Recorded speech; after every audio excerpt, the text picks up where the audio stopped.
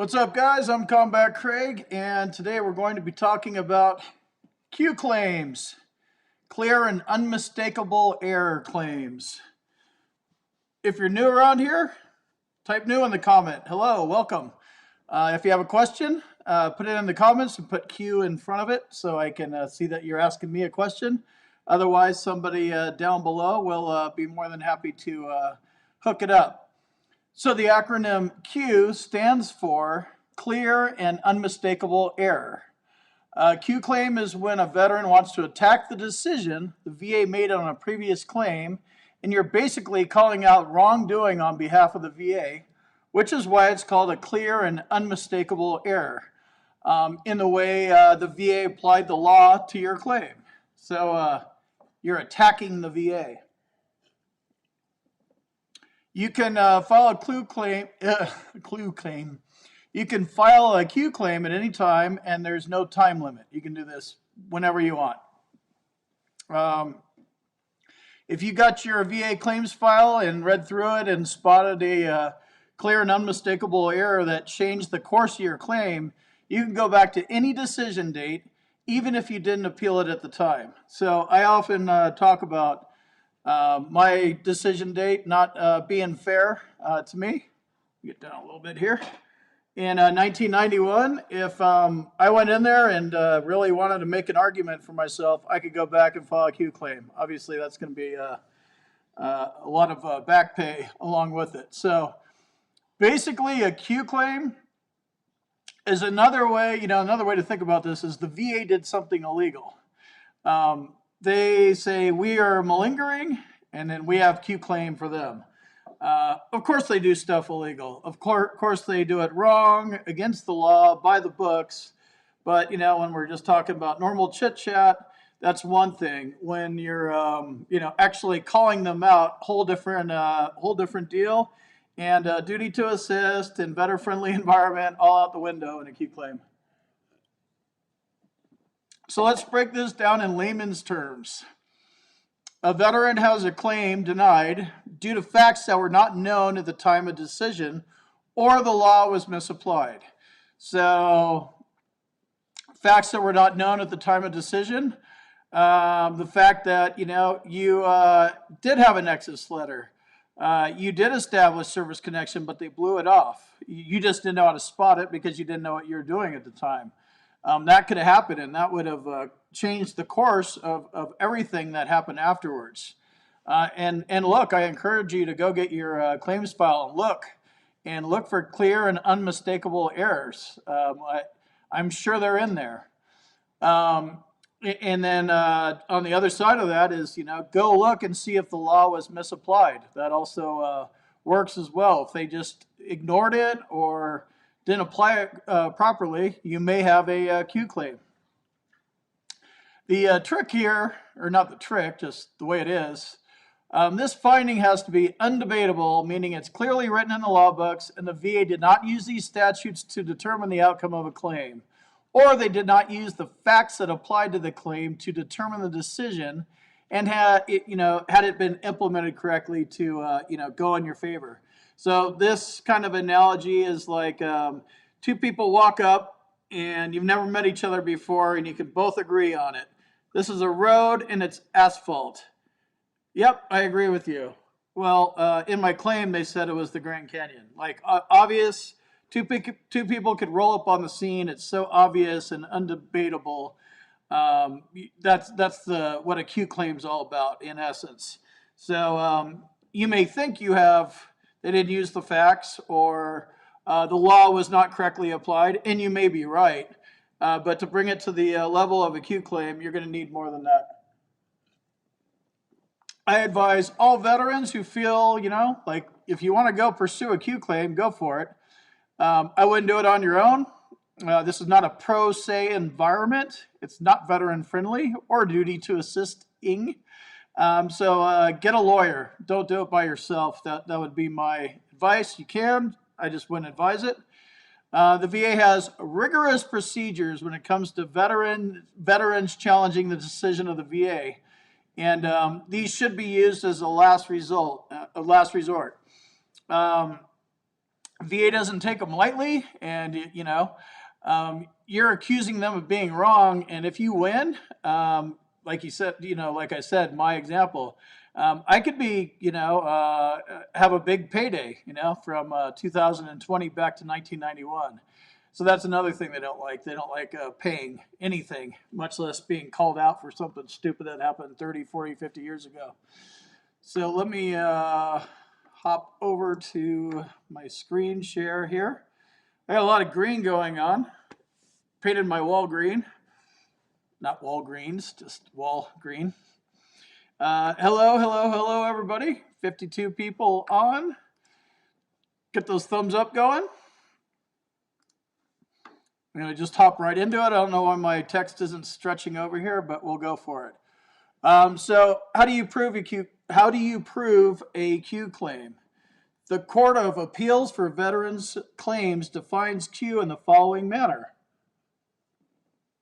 In order to establish Q, the appellant, that's you, must show that the facts known at the time of the decision were not given to the adjudicator, or the law in effect at the time was incorrectly applied. Let's sit on this one for just a second. The facts at the time of decision were not given to the adjudicator. The rater, most likely, but it could be a DRO. It could have been a BVA decision too. So that's why adjudicator is used here. And then law in effect at the time. Something to keep in mind, if you see a Q claim in your claims file and you're thinking about pursuing one, make sure you know the law at that time. What was the law in 1991? Some of these things were different now. They've changed the laws. So be aware of what the laws in effect were at the time. That's just another one of those little things. Lawyers are good at, this law, it changed here, and here, and they just kind of know it, and they've been doing it for 20 years, and it's easy for them to spot it. So, one reason to get one. Number two, an error based on the record and the law that existed at the time. Number three, had the error not been made, the outcome would have been manifestly different. So one thing should have been service-connected. They never made a decision on this thing. Let's say you filed a claim for migraines or PTSD or something like that, and it never was adjudicated. Like they forgot to adjudicate it and give you a rating. So if you would have got that, you would have got service connected for something. Then you would have been able to file secondary claims for this, or you would have been able to get this service connected as well. Or if this thing was service connected, then you would have had some presumptive service connections.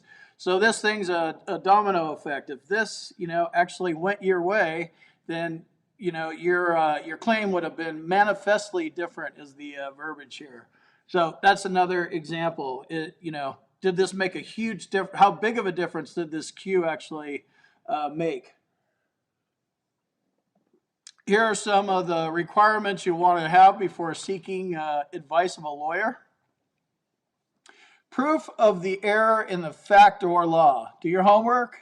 Have a very organized explanation of who's, what's, when's, and where's of the situation. I'm getting better at this stuff, but I am definitely not qualified myself to go look for something like this. I would definitely get a lawyer if I was going to go down this road. It's hard enough just to read through my claims file, and it's painful. I'm where I'm at now, 100% permanent and total. Going back through and looking at all my decisions, you take it personally. You screwed up, they screwed you, whatever the deal is. I get in my own head too much, so I'd want somebody else to make sure they, this is all documented properly. You need to make sure the error is undebatable and give specific examples of other case law to prove how the outcome should have been for your claim. So if this was service connected, or if you bothered to adjudicate this or rate this, whatever, not service connected, 0%, whatever it was, explain how it'd be different, and then go use other BVA cases, maybe other Q claims. So do your homework on this. You need to prove the outcome would have been substantially different if they didn't cause a mistake. Loss of benefits. Be specific and explain the hardships that this caused. The outcome would have been different is a huge part of the Q claim. Just going in and saying, hey, there's an error. You need to show there's an error. You need to prove there's an error. Now we're on the OJ thing, right? Like 12 people, 12 jury members, and DNA evidence. It's that kind of party now. We're no longer in veteran-friendly world. And you need to show them how this would have changed your life. So when should you file one? It should be done whenever all other appeal options have been exhausted. It shouldn't be pursued lightly. I'm sure you're not thinking that it's lightly. I'm just telling you, it's a serious deal. You probably already know that. If not, now you do. Before you pursue this option, reach out and see if don't reach out to me. Sorry, left that in there. Q claims meet very specific requirements. And if you're in the 1-year appeal process right now, and you're like at the 10-month mark, and you filed a claim, and you realize that there's a obvious blatant error, which happens, like didn't consider a DBQ because they say they don't accept DBQs anymore, which is not law. It's something raters do out of the M21-1 adjudication manual. It's not law, it's policy. So something like that, you're in the appeals process. You want to go through, if you're in that year time frame, you want to go through the normal channels, higher level review, supplemental, or go to the BVA and docket number style. Q claim is after everything else is exhausted. Compose the revision, clearly state the error, the law, or facts that apply. Show how the decision has affected the outcome of your benefits. Show them what happened. If this, then that. It's solely on you to prove the facts of the error. It's not on them. It's not on them to prove that you have any disabilities. They're definitely not going to go prove that you caught their hand in the cookie jar and you intend on slapping it and slapping on a $250,000 fine. They're definitely not going to be helpful. So how do you file a Q claim? Once you have all the necessary evidence gathered for your claim, you'll contact either the regional office or board. The difference here is who awarded the claim. Once you have this info, you'll need to be extremely specific in detailing that they have a pleading requirement. The reason for this is that the veteran must be specific in covering 4 topics to win. You must be using a final decision from the board or regional office, and it could not have been appealed, right? So you're past that year mark. During the decision, the reviewer must now have had the correct facts or that they were incorrectly applied. So you pointed this out, the law changed, they didn't apply it, whatever it was. The error must be unquestionable and not able to be argued. This is so obvious using the, we're both sitting here, this is a street. No, it's not, it's a hole in the ground as big as the Grand Canyon. 2 people show up at this thing and it's like, wow, this is so painfully obvious. Yes, we're wrong. They're not going to say that. But that's the way it needs to be. Number 4 is the veteran must prove that because of this error, it cost him or her their benefits. Once you compose the revision, clearly state the error, facts that apply to the case, and explain how the decision has affected you and the outcome of your benefits. This process is dependent on you providing the facts and the evidence. They're not going to help you. Nobody else is going to help you. Again, this is lawyer uptime for sure, no doubt about it, and no more duty to assist. Once the request is mailed to you, you have 120 days to file a notice of appeal with the court. Let me go through an example Q claim. When asking for a reversal of a VA decision, it's essential to point out the laws that apply and how the VA adjudicators fail to use them. That's basically what this one starts off with. Here's a citation number.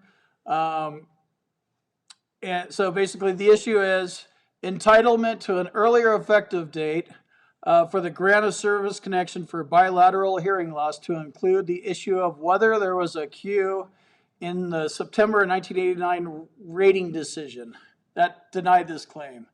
Then they'll do a summary of requests. The veteran has proof the VA adjudicators overlooked the evidence at the time of the claim decision and it was not applied. resulting in denial. So the plaintiff is asking for the effective date to be restored to the original claim and back pay to the first time for consideration of the claim. So you're going all the way back. The order, as of the September 1989 rating decision, was clearly and unmistakably erroneous. Service connection is hereby granted for the veteran's bilateral hearing loss in June 26, 1989. By the way, fun fact, that's probably about when mine started going bad. I was already been on flight lines for a bit there. So basically, this is just, I just want to kind of show you, there's the issue, the summary of request, the order. Got to be painfully obvious, and it has to affect the entire outcome of your claim. It's not just like, hey, Q claim, they crossed a T wrong and put an I up there or something. Clyde, get back in your bed. Go get back in your bed, Clyde. When and if you decide to challenge a VA decision, it's wise to have all these things in place and make sure there's no error on your part. The VA doesn't take being challenged lightly, and proving their error is vital. Get an attorney involved is the bottom line on this one. All right, so let's see where we're at here. Let me get my dog back. We got 67 people on. Howdy, everybody. The main part of the meet is over with. Now the ramblings start. Come on, Clyde. Bed. Get on your bed.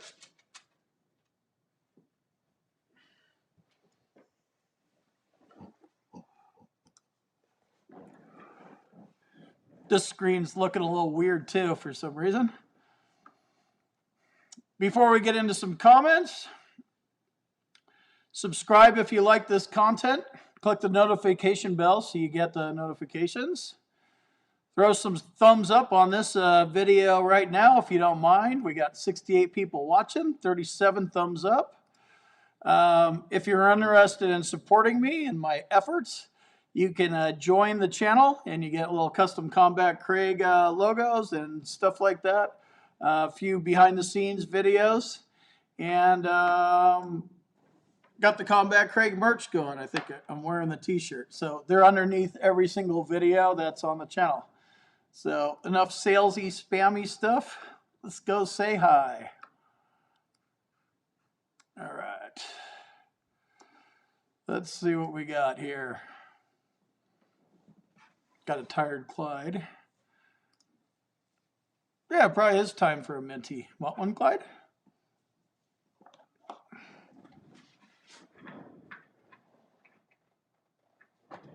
Big boy. Whoops. The minties match the minties match my whole green thing. I painted my wall green back there. Yep, good thing to keep in mind, Dado Vet. Your name's on this. It's not a bad idea to not use your real name on any social network. Use a second throwaway address, especially when Google's involved or Facebook. Good thing to point out for sure. I support that 100%. Let's see. Okay. What up, Jeff? You're only here for Clyde, huh?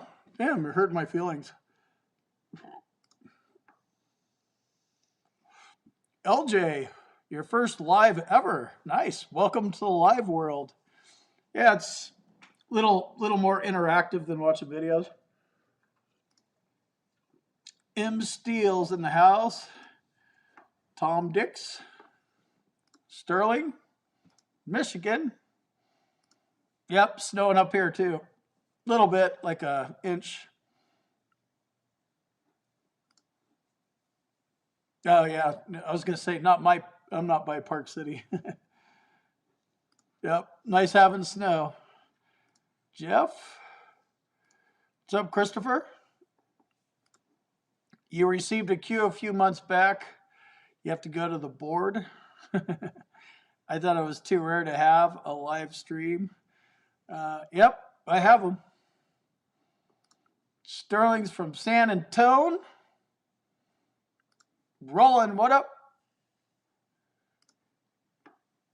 Hello, Lisa. What's up, Jonathan? Jimmy. T. Willie. All new. What's up, Bad Yeti? How's it going?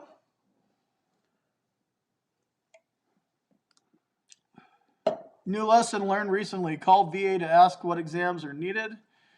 They've been waiting on one from QTC to make a decision on me. QTC dropped the ball. Yep, sounds about right.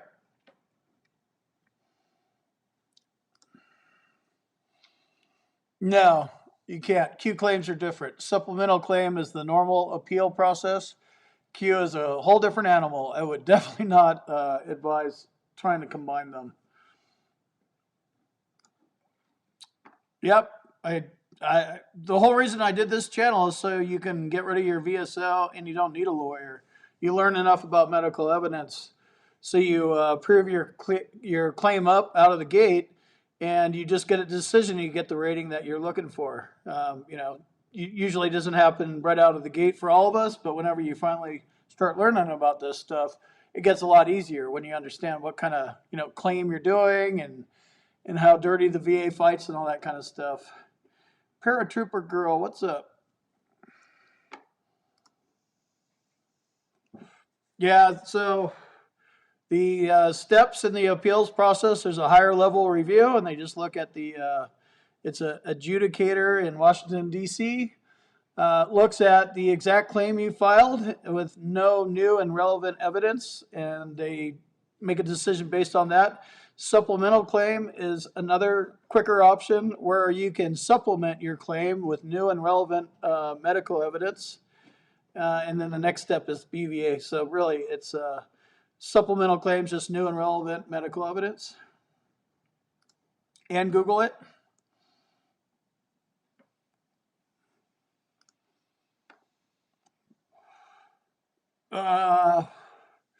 They admitted a bad rating in court, then played games with new exam for 5 years. They denied me for not going to new exam, then never notified me of denial. Not sure. If you're within the year process, you just go through the normal appeals process. If you missed your effective date or you missed the year thing, you're out of luck. Unless, you have a Q claim. Then there is no statute of limitations. You can go back 100 years if you want to. What up, David?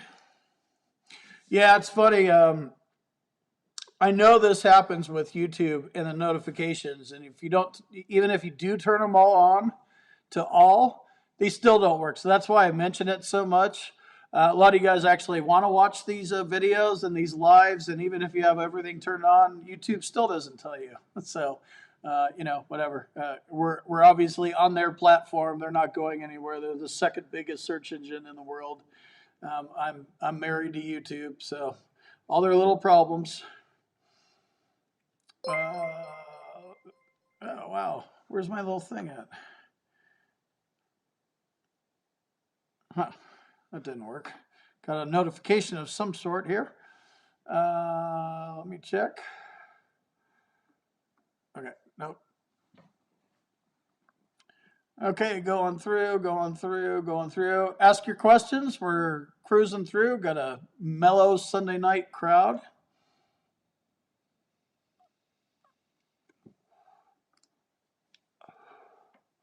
This is all new to you. Your VSO put in for 6 claims. Way too many. Yeah, it's too many to start. And what kind of medical evidence are you using for PTSD? Hope you have a board certified psychologist for your PTSD. Your tinnitus you could do on your own. Hearing loss, I wouldn't even waste my time with it. That's 0% if you get hearing aids. Probably just get not service connected. Headaches, what did you use for your headaches? What doctor diagnosed you, described the severity of your symptoms, and provided the nexus? And then what did you service connect your migraines to? Moving through, your TBI and Gulf War syndrome claim. Gulf War syndrome isn't an actual claim. It's it's a little more complicated than that. I'm not going to go into it on this time, but hopefully you had a diagnosis and a doctor. You should have paid for at least 3 different doctors to diagnose you, nexus letters, and do your severity of your symptoms. And if your VSO just put in, I'm guessing that you probably didn't do that.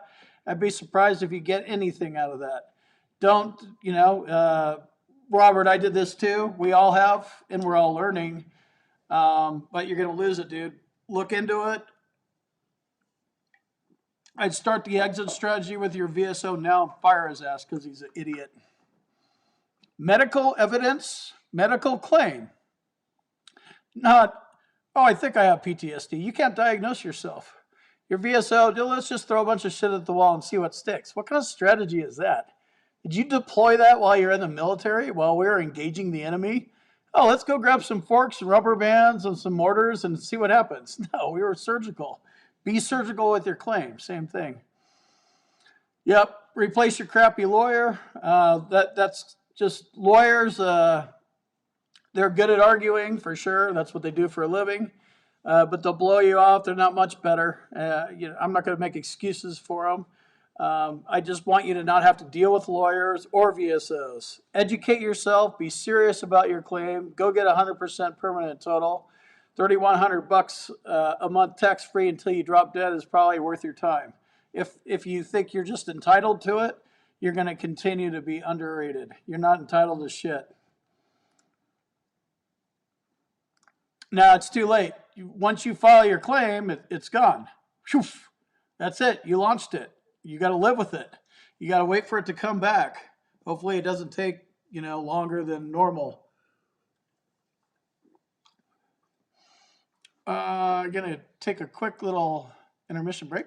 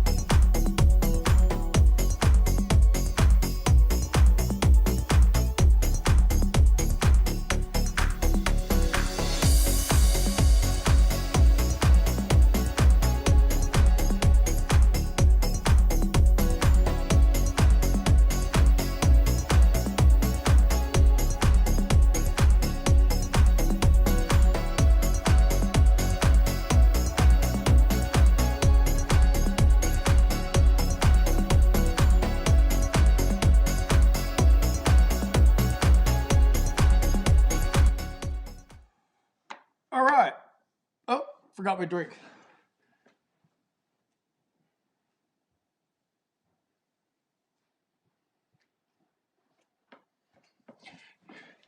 How green is my background looking? It's like, wow, I got pretty shiny green paint. I wanted to paint it green, kind of keep the Combat Craig thing going here. And I went to Home Depot and I saw a bunch of exterior paint that was semi-gloss in the oops pile. So I was like, cool, $30. That's cheaper than a gallon. So yeah, kind of funny. I have all this green paint. Paint the town up. What are you doing, Clyde? Get back in your bed so you're a good show person. Yep. It's really a question for you. You have to figure out if you should cancel something. You filed your claim and now you realize it sucks. You're going to have to wait 6 months or a year or whatever. It sucks. There's nothing. I know you want to act on it now. But if you gave a shit about your claim, you would have learned before you filed it. Now you know, and you're not going to start reversing things in midstream. Just start putting that energy and frustration into, all right, how am I going to make it better next time? How am I going to make it perfect next time? You want to walk away with this thing going, all right, I filed the best claim possible. I convinced myself that this is a winning claim. I looked through all the loopholes. I understand the law enough. I understand enough about medical evidence. I have medical evidence to support my claim. So when I go up against their CMP examiner, crooked bastard. At least they'll cancel each other out, and I could, appeal that in a higher situation. But if you're like, oh, a little wishy-washy, I don't know if this is going to work, not good enough, kick it back. Go back to work. Howdy, Lisa from SC. What's up, Mark? Thanks, you hit the join button. Sweet, man. Yeah, this live stream thing, I'm just going to keep doing it because one or two new people wander on and listen every time I do it. And if I could answer a question or motivate you, that's what I am. I'm Comeback Craig Tony Robbins. And I just say what comes to my mind about it.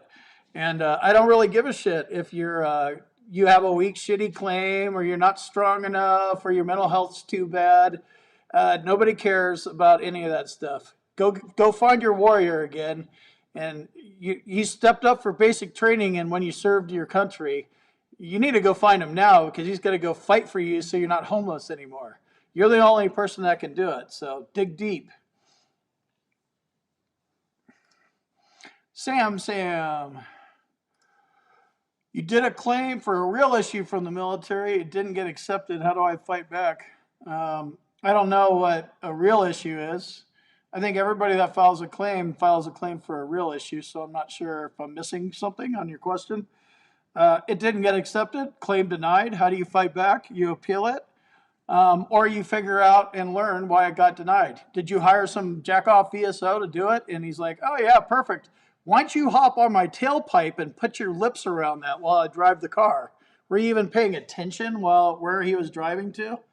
I'm guessing he probably, you know what I mean? Probably didn't do a very good job of paying attention to your claim. I'm not sure exactly where it goes, but it's a big deal. I don't think it goes to secretary, but it's a legal thing for sure. You filed anxiety back before you got out. They denied now 4 years later. You have PTSD, MDD, ADHD. They're not going to rate you for ADD. Just FYI, drop it. It's a personality disorder. They don't rate it, so just don't even worry about that. If they rate you for anxiety, would that be a mistake on their part? I doubt it. You probably didn't prove your claim. I don't know how aggressive and hands-on you are. Did you file it yourself? And did you hand walk your claim and build it from scratch, paper after paper, hour after hour, or did you hire a VSO? If you hired a VSO, I'm sure your VSO screwed you. What's up, Papa Ryan? How's the little one doing? 5, 6 days old? I'm not in a position. It's funny. I'm not an accredited agent or a doctor or a lawyer. But yeah, I mean, if you need legal representation, I'd be careful about firing your lawyer. But that disclaimer said, yeah, fire his ass.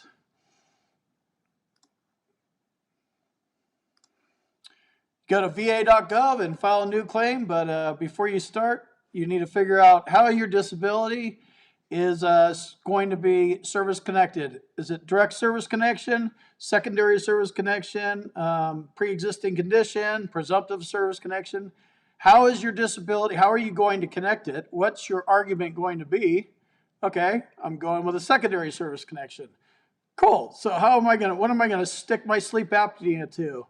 Okay, I'm gonna stick it secondary to PTSD, but I also have tinnitus. Which one's better? So you figure out that argument and then kind of work it through that way. Actually, you do it in va.gov now, Jeff. They're probably going to get rid of e-benefits, would be my guess, at some point. It just kind of seems like they're spending more time on the VA or va.gov versus e-benefits. Yep, Google is your friend. And I guess a couple things to say about Google. Google's your friend, but it's the internet. just like I'm just some, dickhead in a cowboy hat. You shouldn't be really, I mean, I think I give good information, but I'm not, the outcome of your claim has no impact on me. So, remember that. I'm not helping you. I want you to win, but I wouldn't trust anybody, and I wouldn't trust, a whole lot of what you Google. So make sure you can corroborate what you're looking for. Don't go looking for the answer that you want to see. Go looking for the law or the facts as it pertains to your claim. There's so much, lame advice out there. If you want to go try to find how, your ass hair is connected to tinnitus, I'm sure somebody will write a blog post about it somewhere. So just, Google things, but, trust but verify. And then the other part about Google is a lot of you guys are not computer savvy. You don't have computers. You're trying to do all this stuff on a phone. And if that's the case, I personally am 52. I think we start getting pretty computer illiterate around 56, 57. I don't know. I just did a log me in session with my mom. She's 82 and she flies around her Mac. And I told her to ditch her PC 2 years ago. So while my mom's still kicking ass, I don't have any sympathy for you guys. Figure it out. Get computer literate. It's not like you need to be a programmer or edit video or come up with a live stream. You just need to be able to get it and download a PDF and print some things out and, organize things in a folder, maybe do a little spreadsheet work, Word document. But if you're trying to do that from a phone, nightmare. Stop it. It's just, you're making it harder on yourself.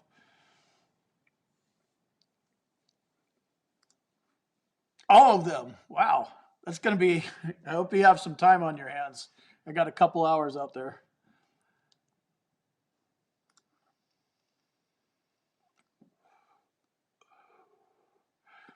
QTC said you have a sleep disturbance. Sleep disturbance, FYI, isn't a medical condition. It's not doesn't have a diagnostic code. It's not insomnia. It's not sleep apnea. So I don't know what sleep disturbance is. And then you get a letter, and then it's less than likely, yep, it doesn't even exist. So what? it makes sense. You filed a claim. I don't know if you had a private doctor involved or what kind of sleep disturbance you had, but clearly you didn't have a convincing argument. You didn't have a diagnosis of a condition to go along with current symptoms, not you having current symptoms, a doctor saying you have current symptoms, and then a nexus linking your current symptoms of a sleep disturbance converted into an actual rateable thing. And then explaining how that's, connected to your active duty service somehow or another.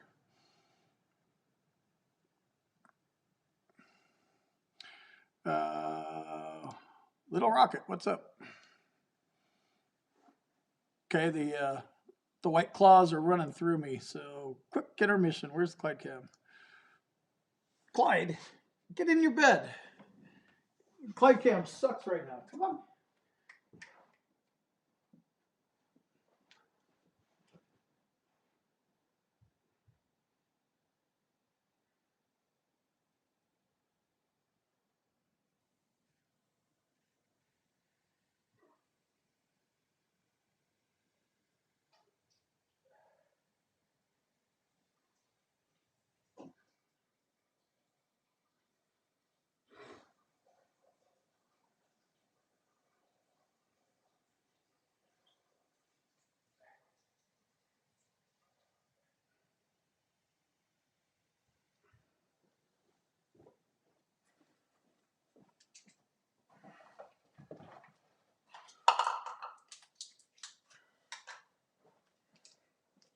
Big boy.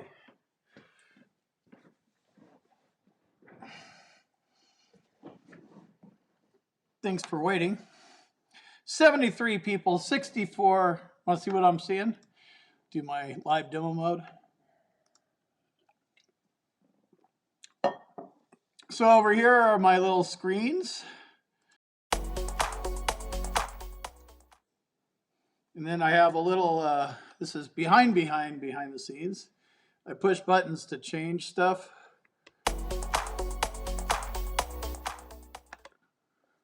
So this is how I do my live show. It's called Ecamm Live.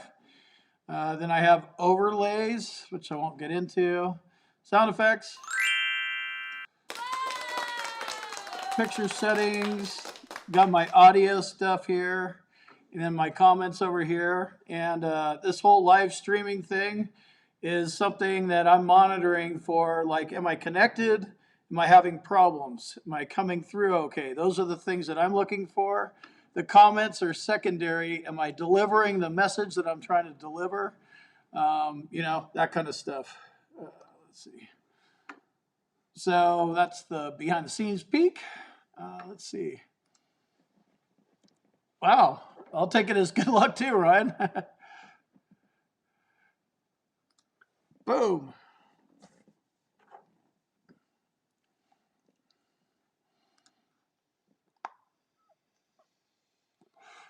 There's a way to do it. I'm not well versed in this area. I just know that if you have a claim going and you have one, there's one claim at a time for the most part. They'll combine them, but you have a bunch of disabilities and you know two of them suck and one of them's hearing loss, and you're wasting your time anyway. So now you're 5 months into it, and you're like, can I just tell them to disregard the hearing loss?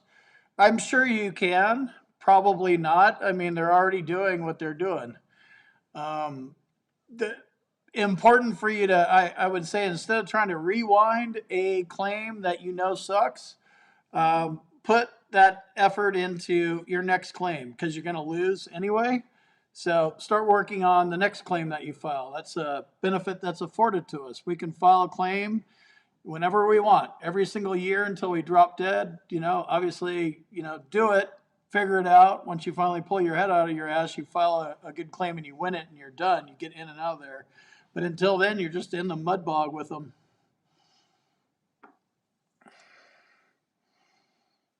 Yeah.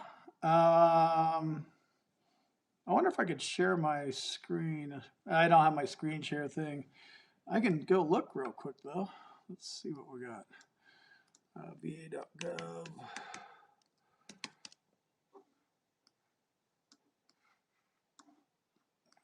Average click. Gotta log in. Yeah, I don't know what it is. I don't have my thing set up to screen share. So yeah, that sounds about right. I know it was like 80 or 90 days before all this started happening. So yeah, it's taking longer, no doubt. But you got to remember, it's an average.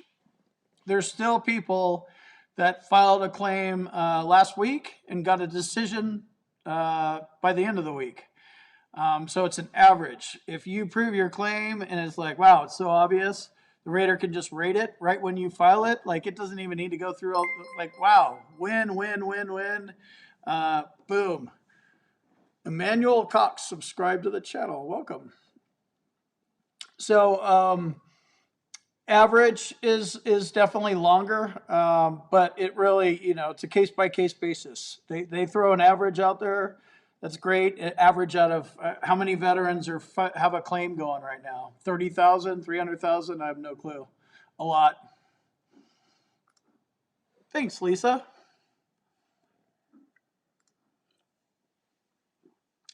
Got a great Nexus letter from my social worker who's board certified for my PTSD. Already had my CNP exam. Think it went well. Your doctor has written a letter supporting headaches. See?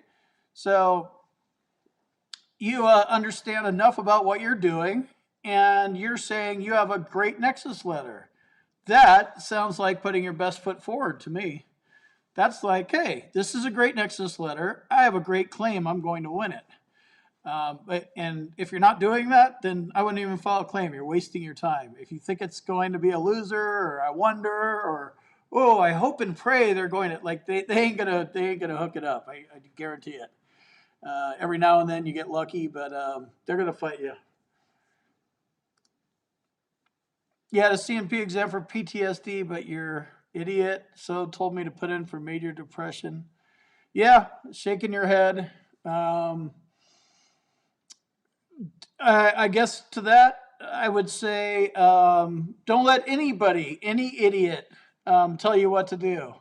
If they have doctor letters next to their name, I would be looking at them twice as hard. They're even bigger idiots than regular people.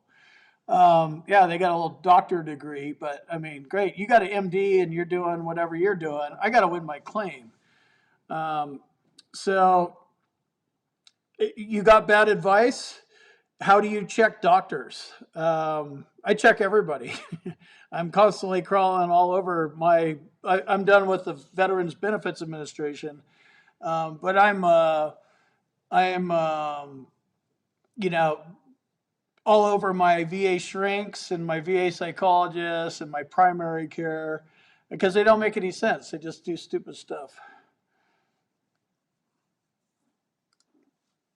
Yeah, yeah. I get on a tangent every now and then. That's me, Nick. Once I start going, I just go. So you don't really have to wonder about what I'm thinking about because I just say it. And to that point, all lawyers don't suck. Just they're lawyers. What can I say? They don't suck, but they're all dirtbag lawyers. That's where I'm at today, I guess. You had 100% PNT, but the VA said they made a queue. We'll take all my benefits if I don't go in front of the board. Yeah, no clue. Well, that's find one, obviously.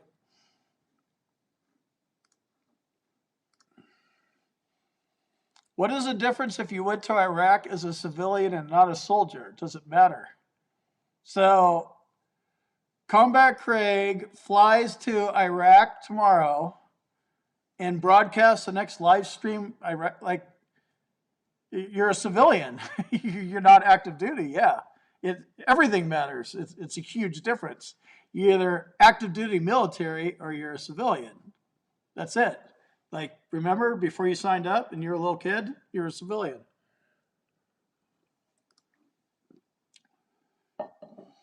Yep, got to write it up. Um, Severe economic inadaptability is the deal there. I got a super chat. Nice, that's working. Boom. Thanks for the super sticker. Okay, going back up. Let's see. I'm going to skip over a few.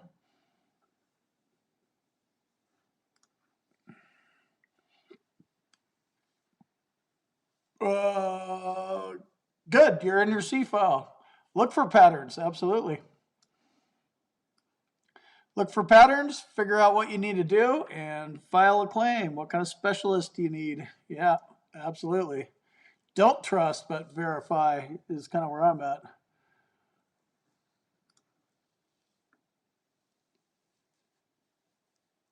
Yeah, not sure what the form is, but yeah.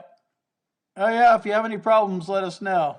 Guess how many shits they give about you? None. You have to have a current diagnosis. You have to have a current diagnosis. You have to have a current diagnosis.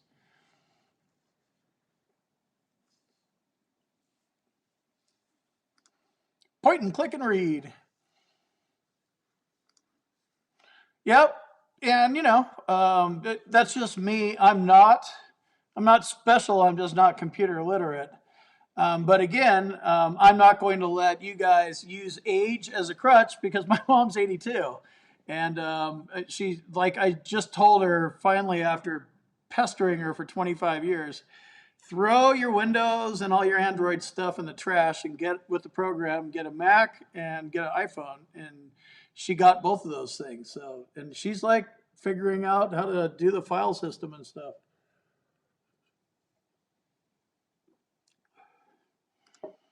Yeah, that's a good suggestion, Rick. A Chromebook would be definitely better than a phone.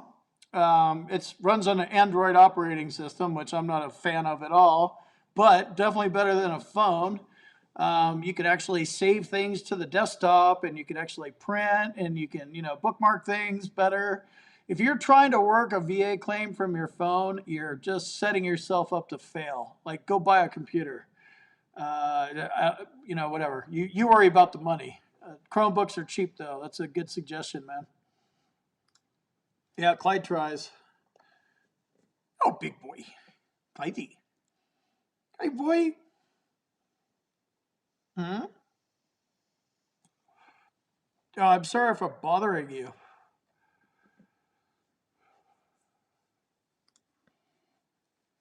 I'm not even, yeah, Clyde's got the Rams, but I don't even watch football. I'm 100% into this channel. No football distractions. Okay. You guys are both answering a question about Tom. Not sure. What's up, Derek? You got it, Tom? Somebody said something that makes sense? Good. You were granted something 3 years ago, told you were denied for not stating aggravated in 1982. That question doesn't mean anything to me. Want to give it another shot? I'm like looking at it like, is that like a question you'd send to somebody you don't know? I have no clue what you're talking about. Yep. And Tom is an old coot, but he's got a computer. He's probably got an Android phone, but at least he's got a computer.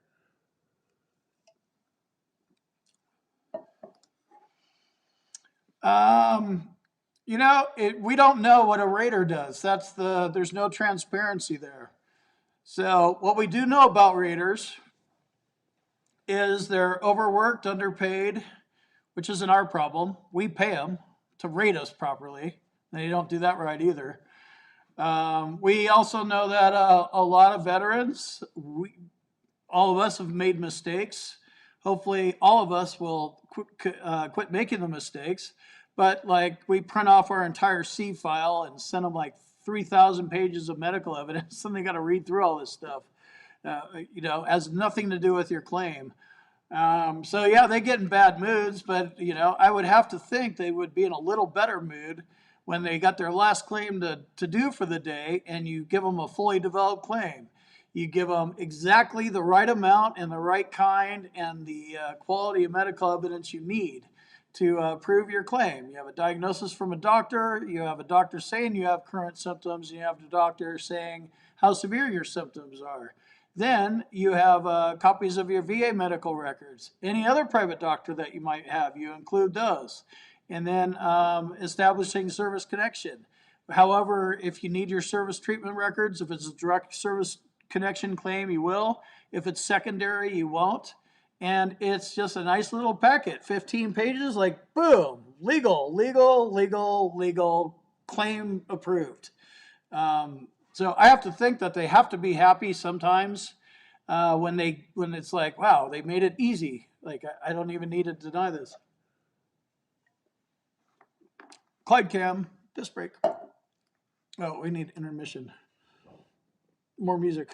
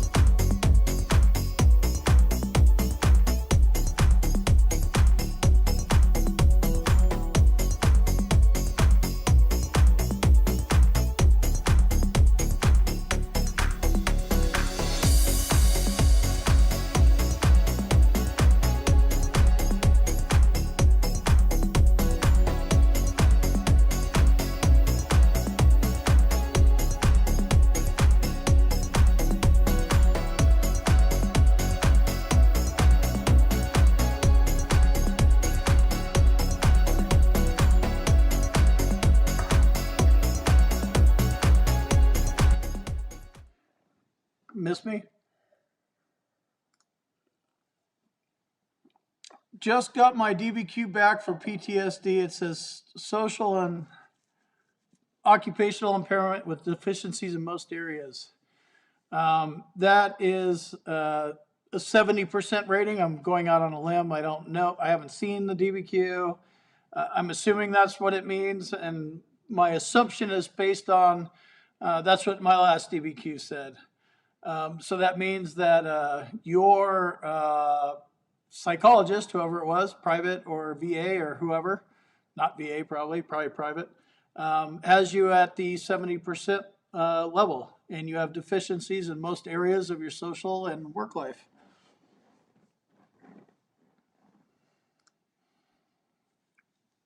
Lisa's rated 100% for MDD. Your CNP examiner threw in severe conversion disorder with anxiety-driven seizures.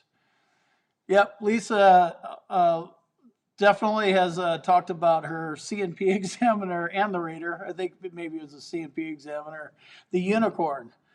They do exist. Not all CNP examiners are bad. Just overall, I haven't had a very good experience with the whole system, and I'm just pissed. So, yeah, not all lawyers are bad. Not all people trying to help you are trying to make money off of you and all that kind of stuff. But just don't trust anybody. And I'm not asking you to go out on a limb. I trust that guy back there. That's all I trust. And my mom.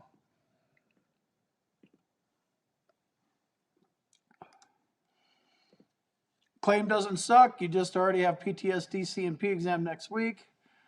But just put in for depression, same claim, same category. So I'm waiting. I should. They're both mental health conditions. It's not going to make much of a difference. They're going to do the same thing that I was just covering. You're going to get, either 0, 10, you're either going to get not service connected, 0, 10, 30, 50, 70, or 100, and then like 70 is deficiencies in most areas. It's not about layering in multiple mental health diagnoses. If you have them, you have them, but you don't need to get like 15 more. You need to prove,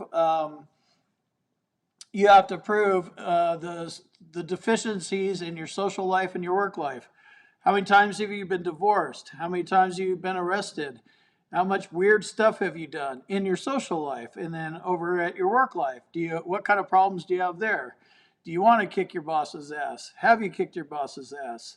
Do you even work? Are you even able to work? Do you even, want to work? Whatever. So it's a combo of both. You don't need to have both. You may be a great dad and you struggle to, put on a smile every day, and you have to go to work because you have to feed your family. And that happens, but it's painful every single day for you. You have issues. And if you could do whatever you wanted, you'd probably be in jail. Yep, I agree. Some raters are lazy and useless. Not sure how many of them are. I don't know any of them. Love to meet some. Yeah, VA removed public-facing DBQs from the website, and just kind of what I know about that. It seems like it was a bullshit move. It was something that was working pretty good for 10 years. So I'm not sure why they decided to remove them and not replace them with something else. We'll kind of see how that plays out. But they removed them from their website, but they still are considered medical evidence. And then another caveat is they have dates on the DBQs. So a DBQ can be used for rating purposes on its own, whether it's filled out by a CNP examiner or by your private doctor. So if the DBQ is now expired, I would question who is giving that DBQ to you. But even if it is expired, it's still considered medical evidence. The trick with this is the M20, the raters, they use the M21 adjudication manual instead of CFR 38 Part 4. One's the law, one's the policy. Our policy is we don't want you filming in public. The law is you can film anything you want. Your eyes can't trespass. So that happens a lot too. It's that same kind of thing. So they are pushing back on DBQs. Whatever's going to happen is going to happen. You can take that up in a higher level review. But this is one of those avoidable things. If you're getting a DBQ from a doctor and the thing's expired, I would look at reframing that, maybe using whiteout and calling it not a DBQ, doing something else, some kind of independent medical opinion or something like that. Mm-hmm. That's what an intent to file is all about. You're telling them you intend to file a claim. you have 12 months to actually file the claim. So if this is the first time you're hearing my voice and you're like, hey, I think I should file a claim, but I'm clueless, and I need to educate myself, but I want to pursue this, do your intent to file now. I don't know what the date is today, but whatever, a year from now, you have to put your claim together. And then if you don't be in a hurry to file it wrong and screw it up. If it takes you longer than a year to file your claim because just whatever life happens and you research what you can, just do it again. You're better off waiting 15 months to file a claim properly than pulling the trigger too quick and filing a garbage claim that you're going to end up just, costing yourself the same amount of time.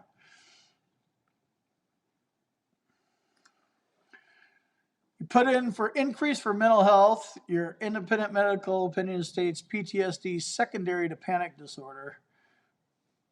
That's weird. All right, so should it say aggravated current mental health disorder?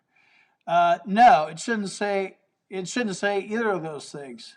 Again, not a doctor here, but PTSD is a mental health condition. Panic disorder is a mental health condition. The symptoms overlap.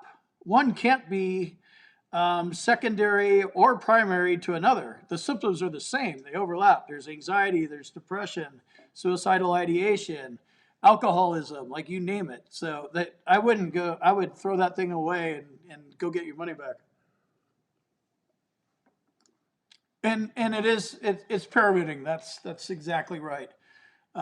So mental health is the hardest one because I got insomnia, got anxiety. Okay, cool. So 50, 70, combat PTSD, 100.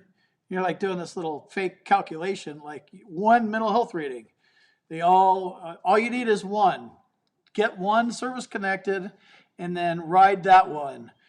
More diagnoses aren't going to do it, but documenting the severity of your symptoms is going to do it. What's the best way to get medical evidence when you don't have health insurance and no income? I would argue that you can't afford not to do it. I don't know. Steal something. Hold somebody up. Get the money. Go borrow it from your mommy, your sister. I don't have a exact solution.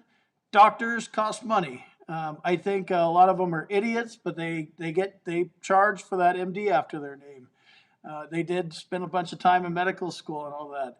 So you're going to need to come up with $400 or $4,000.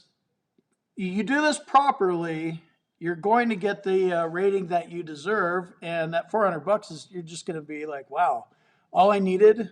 The thing that was separating me from my little 20% lowball claim and 100%, the difference of $200 and $3,100 a month was $400. Come up with it. I don't know. Be creative.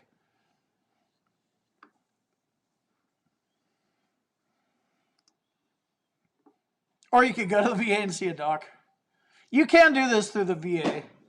And I get the whole low income stuff. I just didn't do it. Whatever. My credit's still decent, so I put it on a credit card. I buy a bunch of stupid stuff. Investing in my future was a no-brainer for me, but I get it.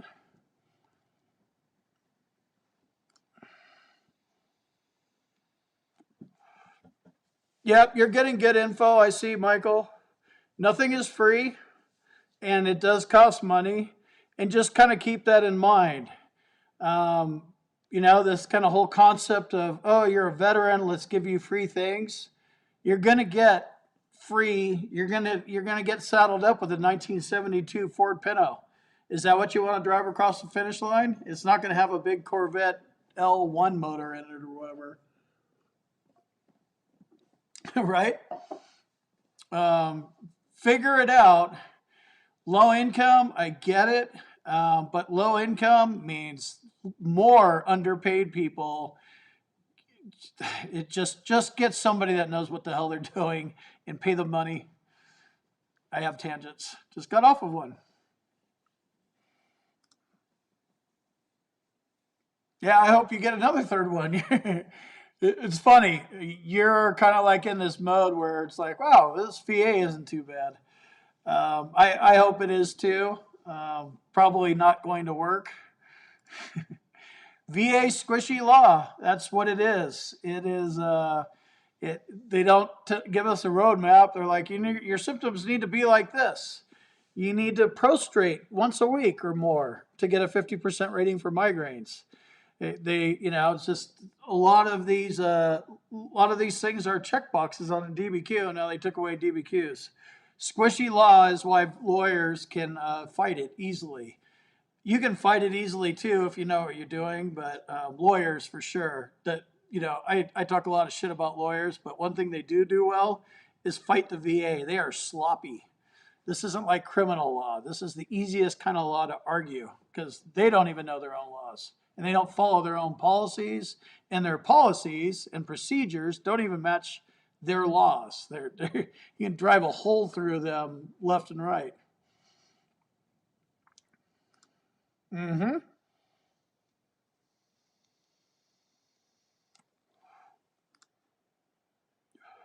Yeah, once you get your head wrapped around that concept, it's called pyramiding.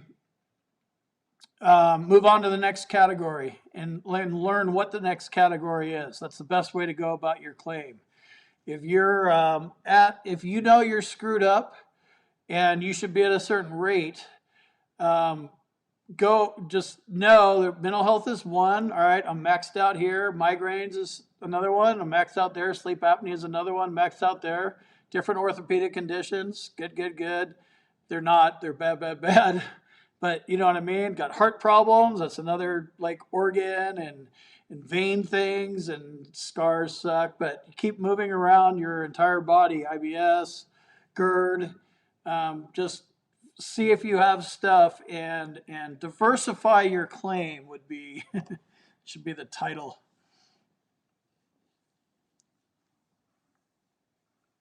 Yeah, pyramiding. I don't think anything is automatic with the VA. Well, I know that um, nothing is automatic. You have to prove it. So you need to have, and you are not a doctor, so you have to go get somebody to prove it for you. And pro tip, your VA doctor's probably not going to do it.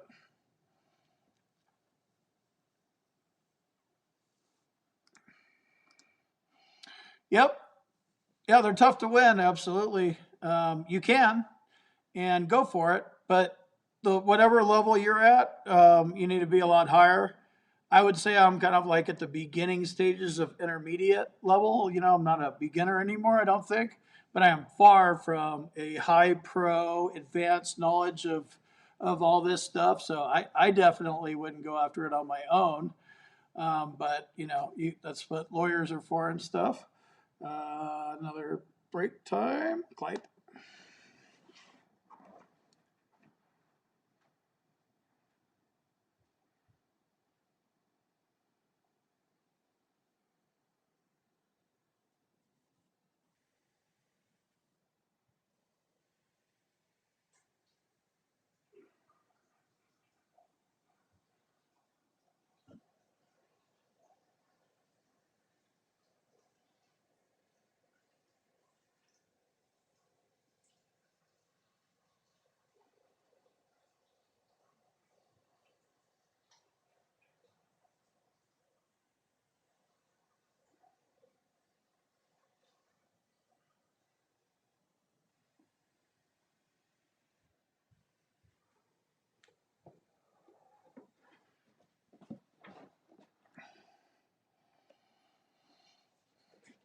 1 hour, 11 minutes, 77 people watching, 80 likes.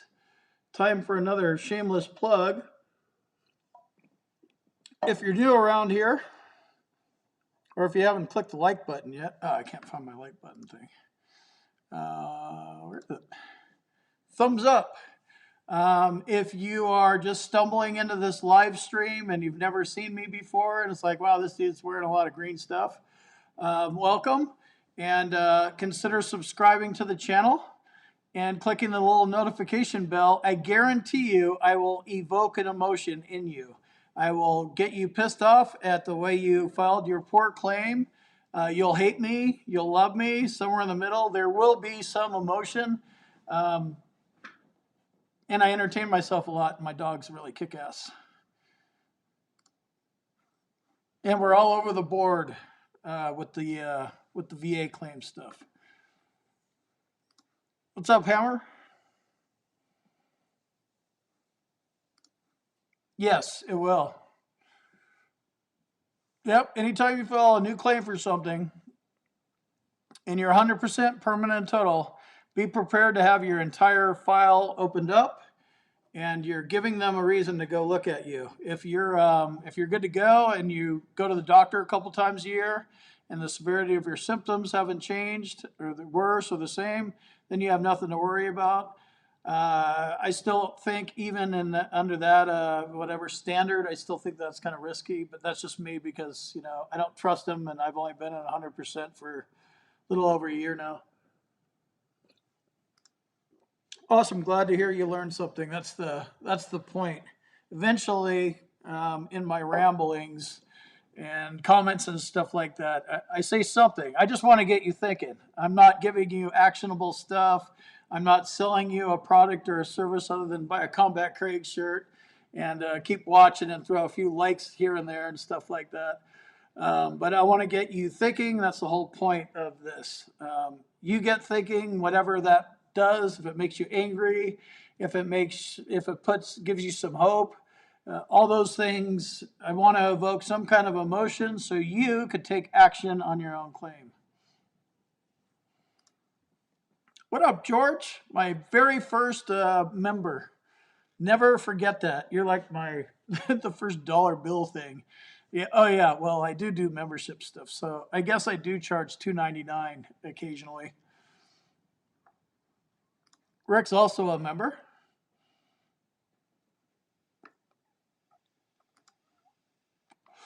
Yeah, I'm not sure. I think Tom might be right, but special monthly compensation. I would look into that. I think you're still going to open yourself up.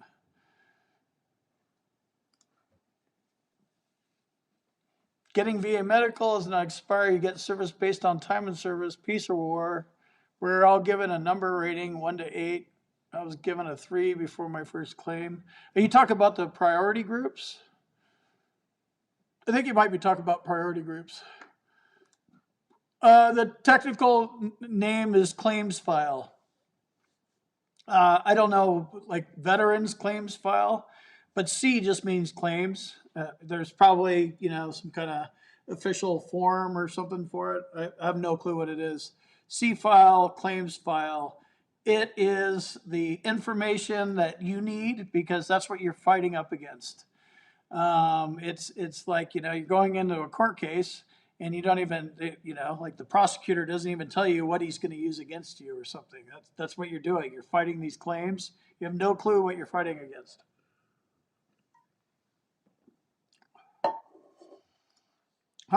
P&T.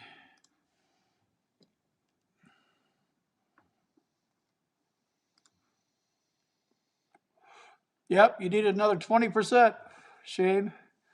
You're at 93. You're going to need 20 more. Yeah, you probably will get a C&P for that. They're not going to do much, but you probably will get a C&P exam. Just always think that you're going to get a C&P exam, and then if you don't get one, cool, you educated yourself, you prepared. It's not like it was a waste of time. You were ready if the call came, but the call never came. Fine, perfect. I just defined it, I think. Yep. And this is another weird little policy change. They're going to outsource every single C&P exam, and they didn't give it a start date. They just said, we're doing it. So they probably implemented that months ago. I've been to outsourced C&P exams, whatever. I don't really have an opinion on it. I've had good experiences better experiences with outside contractors than internal, but it's all over the board. And it really has my experience has nothing to do with what your experience will be like. Prepare for the exam, not the examiner. If your CNP examiner is, hey, you got to report to the North Pole and talk to Santa Claus's elf, then that's your examiner. Prepare for the exam, not the examiner, and you'll be good to go.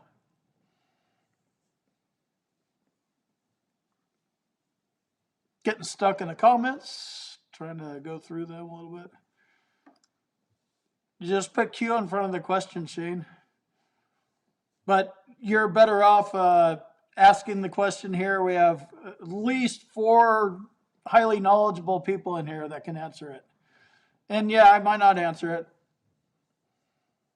If you're asking a super complicated question that I'm like, I don't even know, or I can't even read it or understand it, yeah, I'm going to go blowing over it.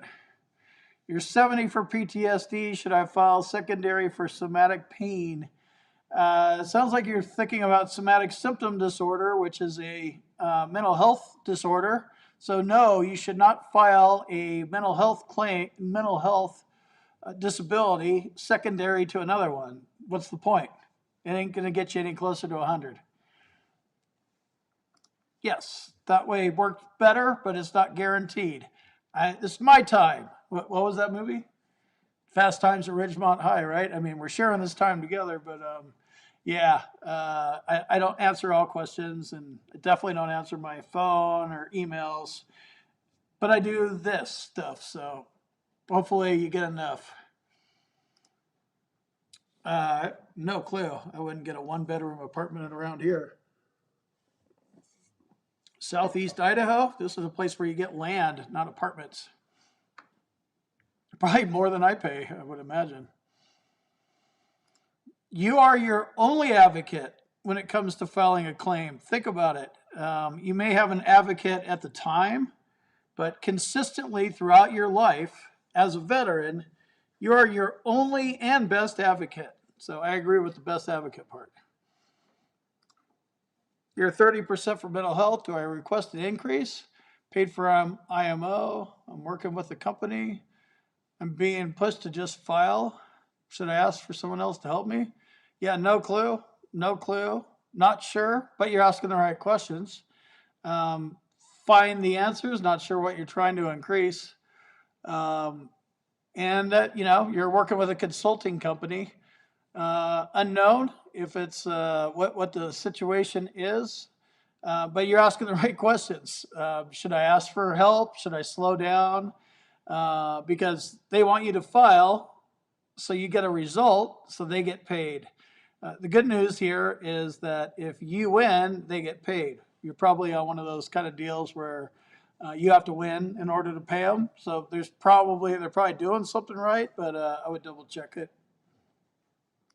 Thanks, Chris.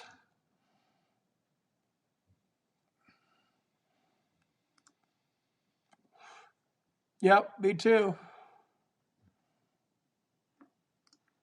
It's got 2 coats on it. I think we're good. HLR, higher level review coming up for sleep apnea secondary to PTSD. Hopefully you used the intermediate step and you didn't go OSA directly to PTSD, because you're going to lose that. The intermediate step would be weight gain due to medication or something of that nature. Weight gain is a good intermediate step, but it needs to be called out specifically. And Gerd to sleep apnea.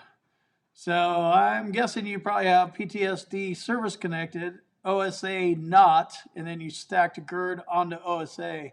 So you got a lot riding on your everything. It's built properly as far as no pyramiding and stuff like that, but OSA is to secondary to PTSD is tricky if you don't do the nexus properly. What's up, Hundo Club, Carlos? Stand by, another drink time.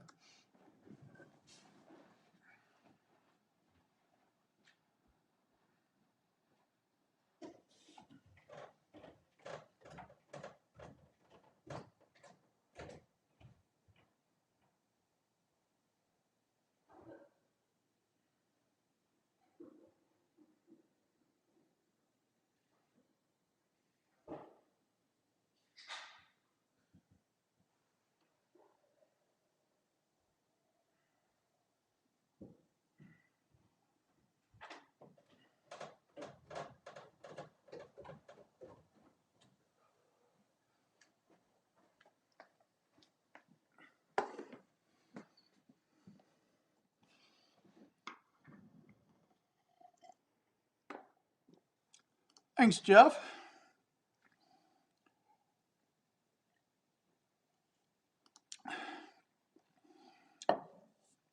Yep. Get up and fight for yourself. To some level, don't care where you need to go find the fighter.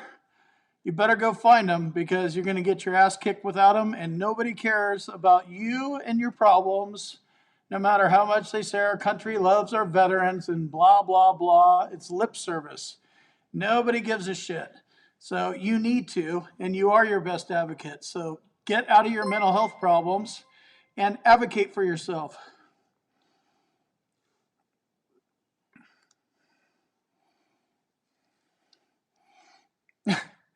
Thanks for the super sticker. I am just me. That I can guarantee. I definitely can't guarantee if I'm going to answer comments, phone calls, and all that shit, but I am just going to be me for sure. Appreciate the support. Okay. No, just tell them what's going on.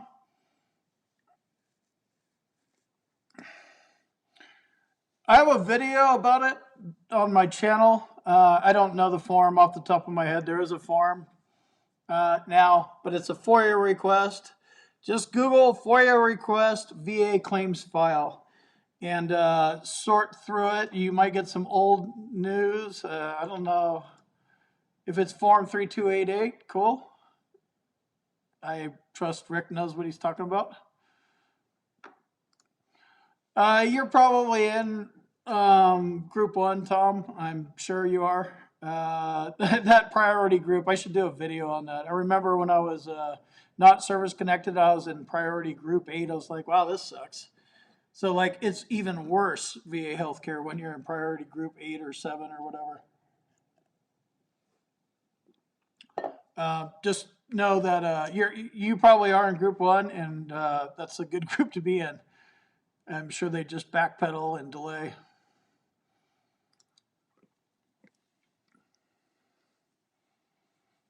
Just time before you have doctors, lawyers, and others working for you. I'm not sure if you're talking about my personality, but if so, thanks. What's up, Dale Smith? Yeah, priority group 1 is the number 1. All medical is free, no copays. I don't know. Yeah, 100% P&T's in there. I've been in there for a while. I don't know the differences, but like I said, maybe I should make a video about it. My hat's getting kind of crooked. A lot of love coming to Dale's way.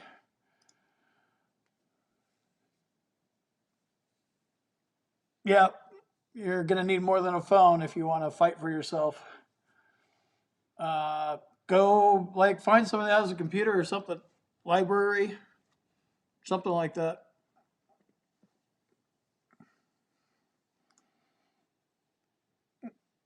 My house was double that, so I'm sure you can, but it'll be a shitty house. But yeah, mine was about 200 grand. And you know, I'm in a kind of an expensive area because I'm kind of close to West Yellowstone. But yeah, go into the Midwest. It's cheap. You could live on 3,100 a month. And if that doesn't work for you, go live in Columbia or something. A lot of guys do that too. What up, Terry? How's it going? Glad to see that you're here. Oh, that's what you guys are talking about. I'm like, what is this Mr. Hand stuff? Spicoli and pizza, and this is our time, Mr. Spicoli. Yeah, Sean Penn, that was good. Okay, pizza time. I actually made pizza. Yep, they don't care. And they will lag. And you got to do your thing. And if you're that's what happened to me. That was my biggest problem was when they're like, oh, we help veterans. We're a veteran. Oh, we're American Legion or we're VF W or whatever, like, oh, yeah, we like veterans. We support our veterans. Oh, yeah, we give military working dogs to veterans and blah, blah, blah, charitable. Like, all those guys are all making tons and tons and tons of money off of you, and they could give two shits about you. That's just the sad fact. So once you get over that and lick your wounds and quit crying, pick yourself up and go advocate for yourself.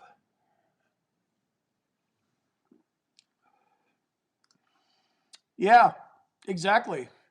Now, what can you do with this information is your next step, right? But now you have a next step because you're not completely clueless. I mean, you might be like, oh, what exactly do I do? Unknown, you're probably researching, or you might have it now. But without your C file, you're literally flying blind. Like, you cannot see what the C&P examiners are saying. Veteran is full of shit, doesn't have this, he's a malingering piece of shit, you know what I mean? You have no idea. They're not seeing this because of this or this because of that. You could see what's going on behind the scenes when you get your claims file. Without that, you are just literally flying blind, and it's fine. You can correct it at any time by getting your C file. And it takes forever. It's going to take a year. It's going to come on a disk, and then it's going to show up, and you're going to be like, wow, I got my C file. I'm going to grab my C file.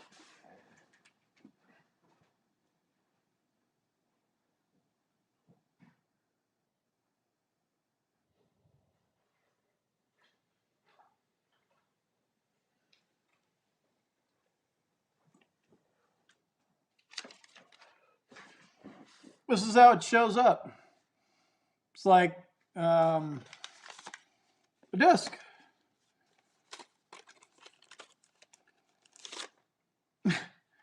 Like, is AOL back? Why am I getting CDs in the mail? But you'll know, because that stopped in the 90s. And you'll get your claims file, and then you'll be super stoked, like, wow, the FOIA request worked.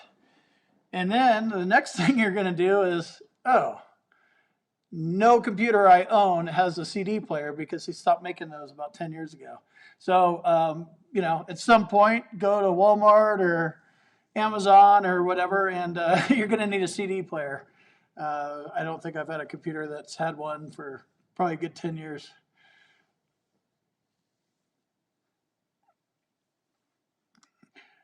What up, homeboy?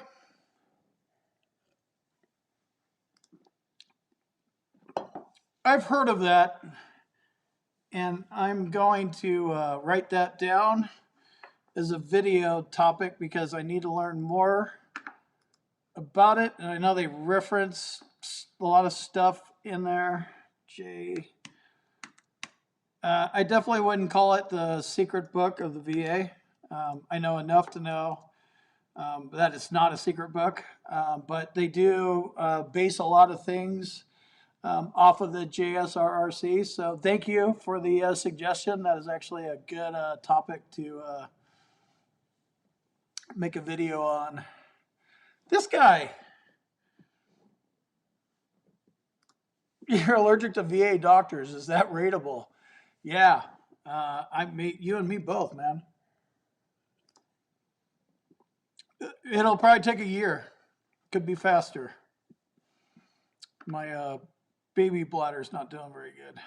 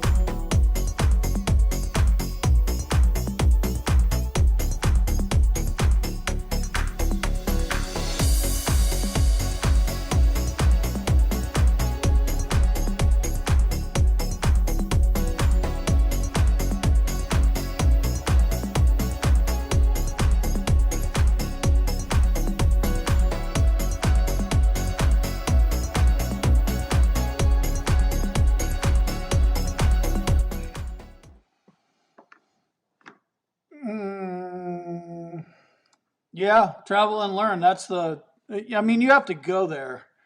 Uh, Go figure out, if it's going to work. And I'd go there during the winter and I'd go there during the summer because, like, southern Oklahoma, yeah, like you could go post up next to the Lion King or Tiger King or whatever his name was, Joe Dirt.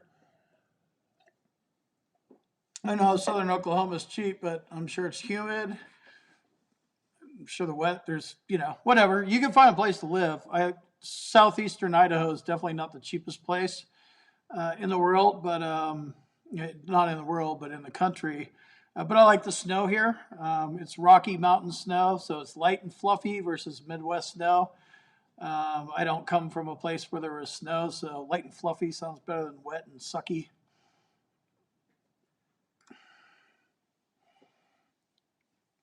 Yep, that's the way to do it. Put it together. Put it together on paper. Eyeball it. Check it out.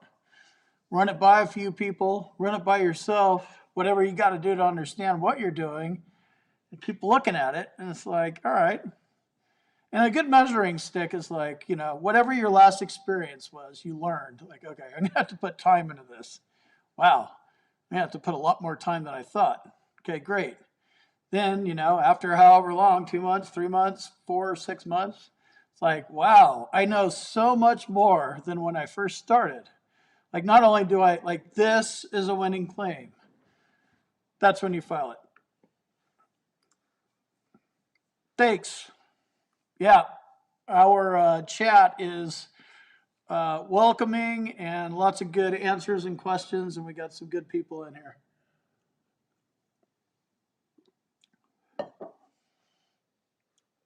Yep. Takes about a year.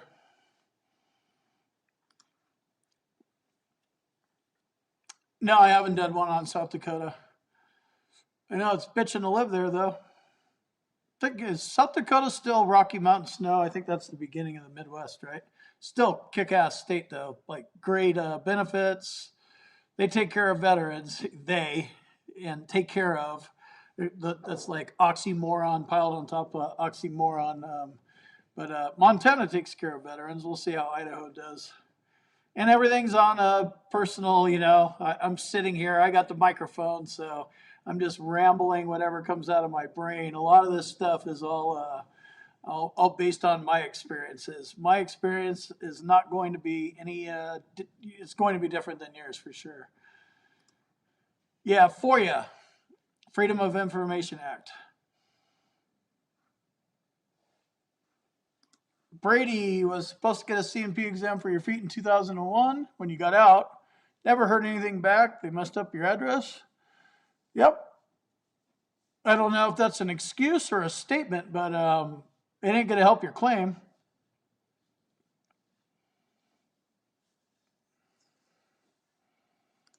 Nope. You're not having your address updated is not a Q claim.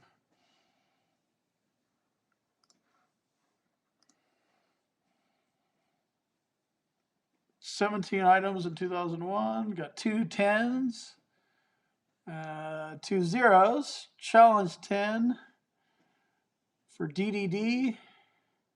It's not a re-challenge them. It's file for an increase and file secondary service connections is how I would think about it. And I wouldn't even file for an increase. Your little shitty lowball degenerative disc disease can stay at 10. Go lob in a mental health claim for somatic symptom disorder for 70%. That'll fix them. Happens all the time too. You got to know how to fight. Your orthopedic conditions, they only go up so high. Even if you like totally just win them and smoke it and hit it out of the park. Great, now I got 20. That's not what I was shooting for. Yeah, actually, I got mine sent to my mom's house. Like, hey, dear veteran combat Craig, you're a moron. We, scheduled a CNP exam. I had no clue what it was.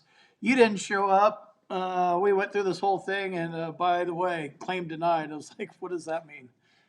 I never filed a claim. Thanks, Manuel.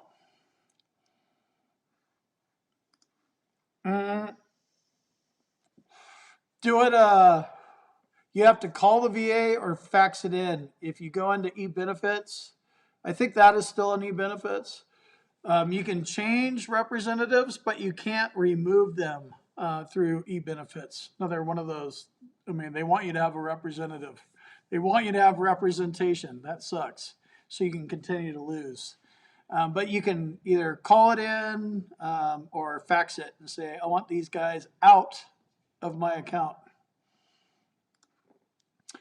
Lisa, that's a good question. I'm currently, because it takes a year, it takes so long that I request it. I do a FOIA request once a year.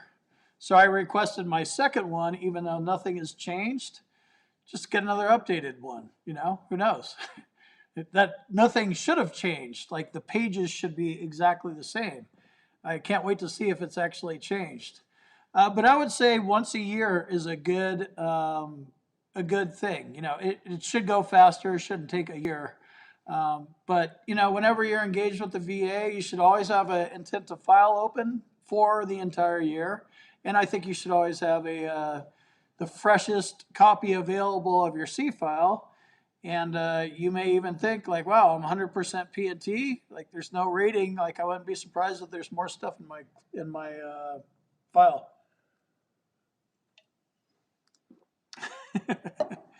Beat it, VA. Yeah, no, that's same thing happened to me. You didn't know what you're doing. You still don't, but you're starting to get the light bulb come on. I can see it coming on in the comments, and I'm looking at a few different comments.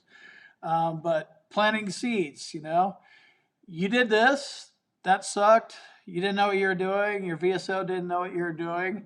I mean, they're a big government agency. Like, why would that be different? You're in the military. It's like, do it. Hurry up and wait. You didn't ask why. You just did it, right? So why would the VA be different than the military? Well, it is because you're now a civilian, but you don't know that. They don't tell you what to expect. So now you know that you need to learn what you're doing, and you probably have a lot of options available to you to file a winning VA claim. So educate yourself and get some help. But drive the bus. You have to drive the bus on this thing because whatever help you're going to get, they ain't going to be around in 10 years when you're living with your rating. You are. So keep that in mind.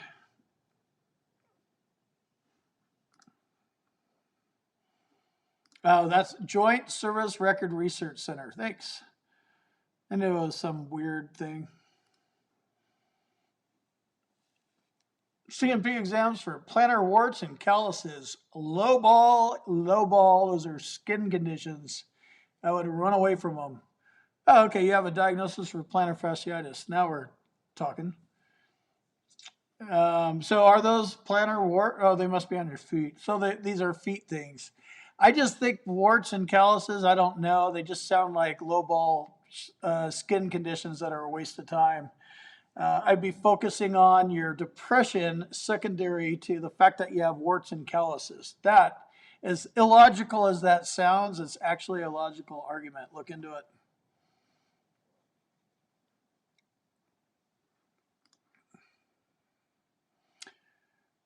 Yeah. If you're going to get a diagnosis of somatic symptom disorder, you're going to need a private shrink up front. Absolutely. The VA sure isn't going to be your private shrink or do it for you. Yeah, you're in South Dakota. I'm in Idaho. Yeah, I can't handle humidity or heat. And it was hot this summer, but whatever. That all disappeared quickly. September 15th. That's something we can count on. But it's a factor. Just there's a lot of places to live, a lot of great states. Just I would just go there during the winter to see how cold it is. Hopefully, you can go there in the middle of a snowstorm, and go there in the dead of summer and just see what it's like. No, I don't like anybody at the VA. I am bitter, and I have a chip on my shoulder, and I have an attitude, and I don't like. I just don't like their thinking. They're doctors. don't make decisions based on what works. They make decisions based on regulations. Example is they don't prescribe Xanax for anxiety because they just discontinued doing that. I'm like, why'd you do that? That's dumb. Oh yeah, well we think it causes Alzheimer's. I'm like, that's stupid. So Xanax works for me, so I have to go to a private doctor. I've been doing it for years, but I know that it works for me. Yeah, well, it causes Alzheimer. Yeah, well, if I don't have my Xanax and I don't have some hard-hitting Schedule 1 drugs, I'm going to go score street drugs and turn into a full-blown raging alcoholic. So I'll take the prescription route. So yeah, I don't like the way they approach a lot of things.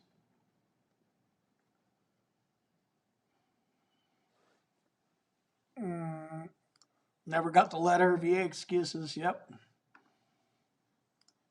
Q claim. If I've claimed depression and later want to claim somatic symptom disorder for my ankle, does that make sense? Uh, Not really. I would probably just increase your depression if you're already service connected. Somatic symptom disorder is a mental health disorder. So one mental health disorder on top of another one doesn't equal a higher rating. Uh, a higher level of social and occupational impairment equals a higher rating. Let me know if that makes sense. And I get it. If you're not rated yet, or you're at like 10% for depression, maybe somatic symptom disorder would help, but I'm thinking probably not. Yeah, exactly. Skin like 30 max, common 0, 10, depending on where your skin condition is and how gnarly it is.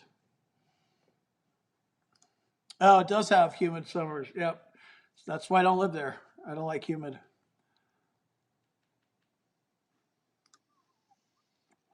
We're all pissed.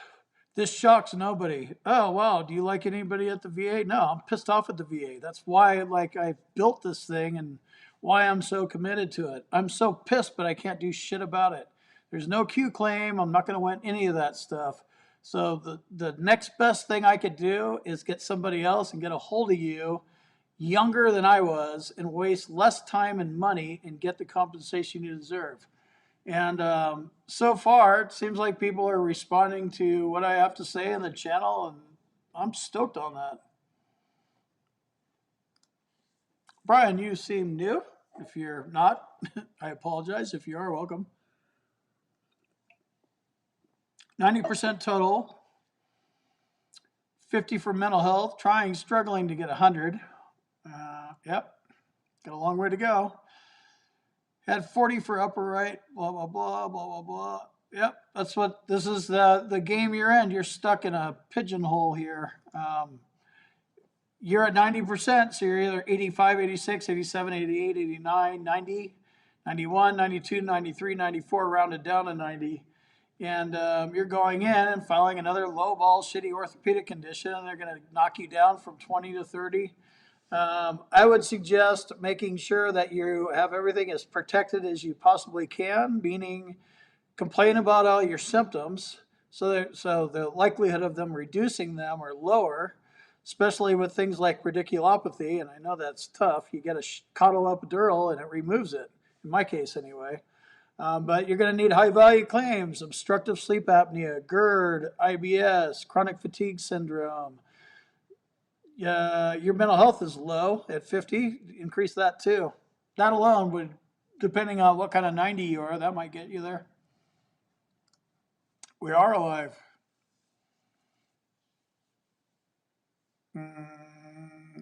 Thanks, Tom. I'm on a good one.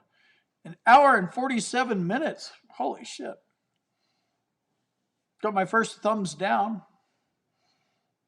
Bye, VA Raider.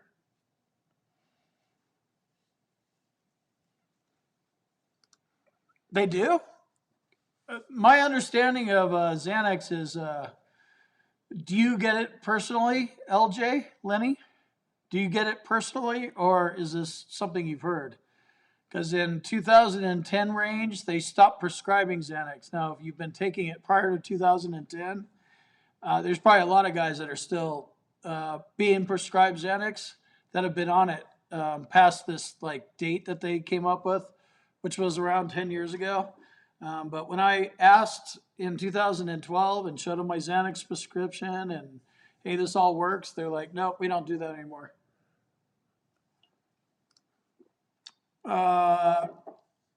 Special monthly compensation for erectile dysfunction is SMCK. And they'll give you a rating of 0 and they'll pay you about $140 a month on top of your 100%. So whatever. If you're single, 3106 plus 140-ish. Yeah, we all drive the short bus. It's all good. All right, I made it all the way through the bottom of the comments. Few minute warning, and probably need to go. You should pee into a special container. I was gonna say it's time for another piss break.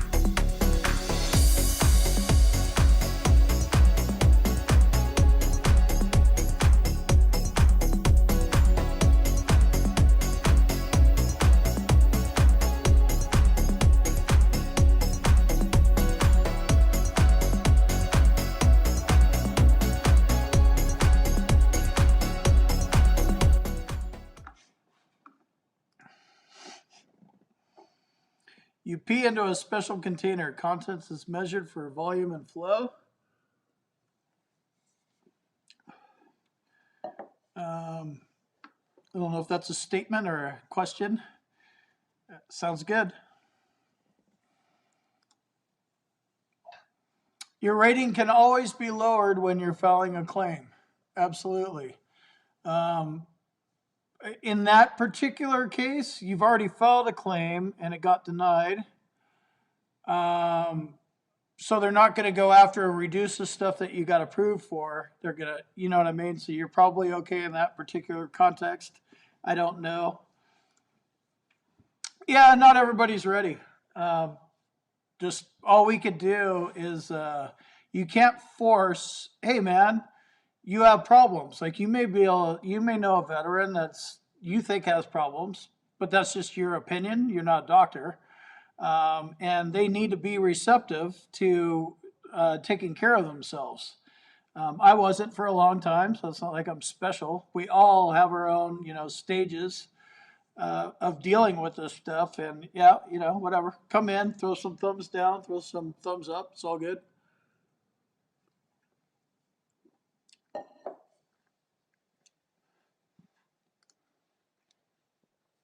It is growing.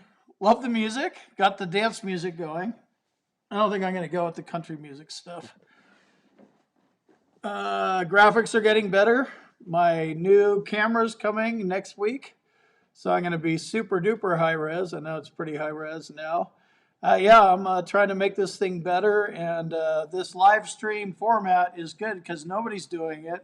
We all get a chance to sit here and talk. And I'm like going off in one direction. And you guys are helping each other in the comments. And it's awesome to see just like in real time live us helping each other out and being there and like trying to, like, hey dude, like pull your head out of your ass and do this and do that. So I think this is it for this live stream. I'm sure I'll probably be on here in the next day or two. So with that, Combat Craig and Clyde out.